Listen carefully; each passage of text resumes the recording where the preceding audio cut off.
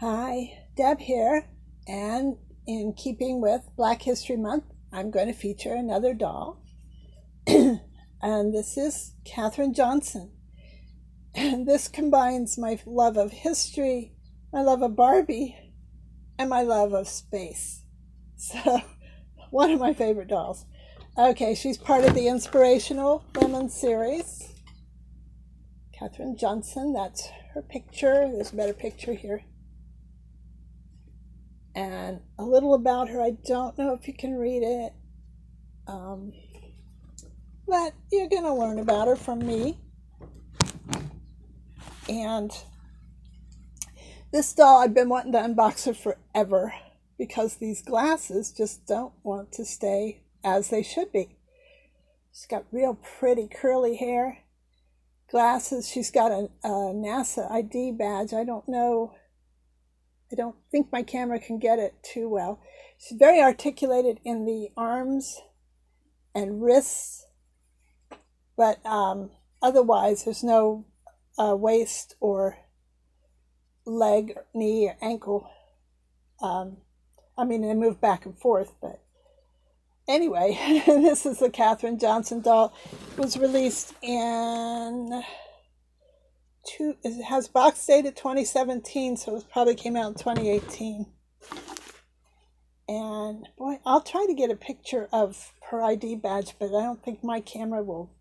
Well, we'll see. She has earrings and pearls, as a proper lady of that time did.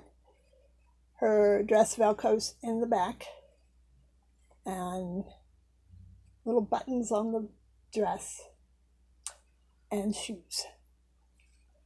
Okay, we're going to talk about Katherine Johnson. Wow, what a story. There was a movie made about her contribution to NASA. It was called Hidden Figures, and it talked about what she contributed in spite of all the obstacles that were put in her path because she was a woman and because she was a woman of color. It's a great movie, but it only deals with that portion of her life, so I'm going to tell you more. So, she was born August 26, 1918 in White Sulphur Springs, West Virginia. Right away, she was a numbers girl. She said she would count how many steps to school. She counted anything that could be counted. She loved numbers because she said math is either right or wrong, nothing in between. She jumped ahead in high school. She must have been an actual genius. She graduated high school, let me go back. When she reached 8th grade, the city where she lived, the town where she lived, if you were a black person, you weren't allowed to go past 8th grade. Can you imagine that? As much as I did not like high school, I was good at it, but I didn't like it. The idea that somebody would deliberately keep me from going so I couldn't achieve anything in life, it's just unthinkable to me. Why would somebody... Anyway, she wasn't going to be allowed to go past 8th grade, and she was a genius. So her family moved 120 miles away so she could go to high school, which she graduated high school at age 14. One thing I read said 13, but I'm pretty sure it was 14. Then she was one of 3 African Americans to integrate West Virginia Graduate School. She graduated college at age 18, when most of us are getting through high school.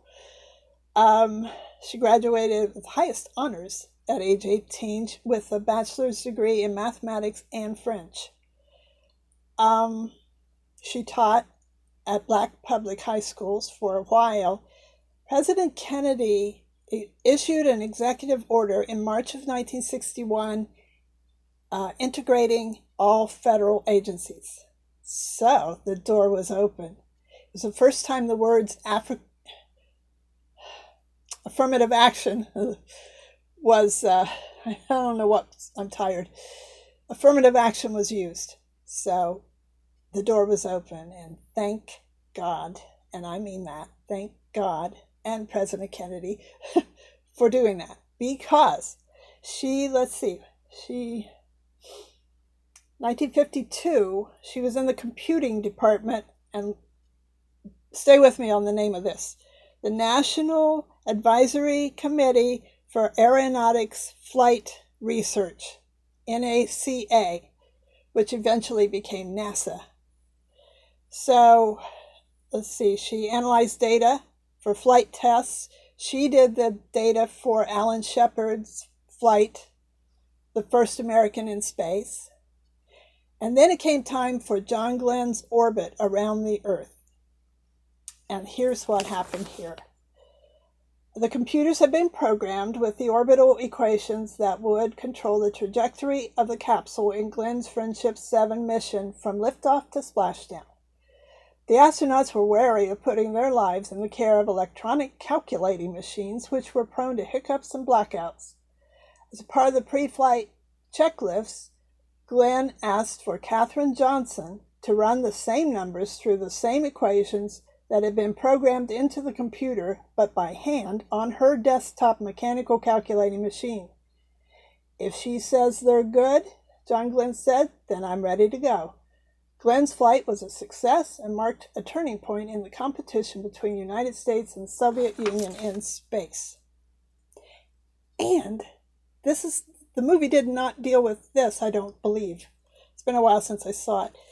She is the one who calculated the trajectory that synced the orbiting capsule to the lunar capsule for the Apollo 11 moon landing.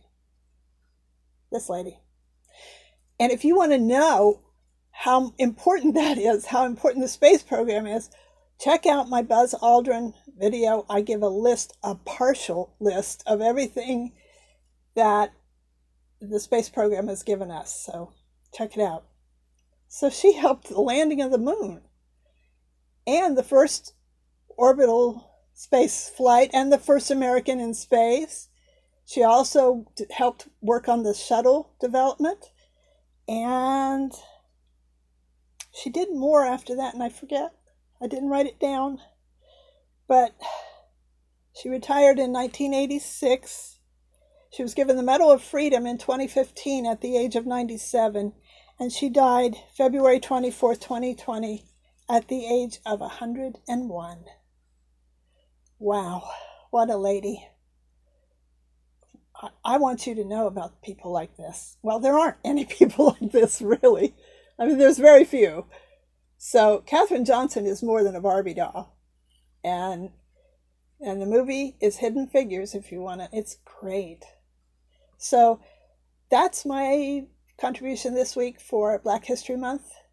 The wonderful, the amazing Katherine Johnson. So I hope you like, comment, subscribe, follow me on Instagram. Till next time, toodles. Oops, I forgot to read the quotes. The one on the box is, I asked questions, I wanted to know why. And this is one of my favorites. I didn't allow their side eyes and annoyed looks to intimidate or stop me. I also would persist, even if I thought I was being ignored. If I encountered something I didn't understand, I just asked. I just ignored the social customs that told me to stay in my place. Thank goodness she did that. I had another quote written down. Oh, okay. It was, do what you love and you'll always do your best. That's what it was. Okay, now I'm through.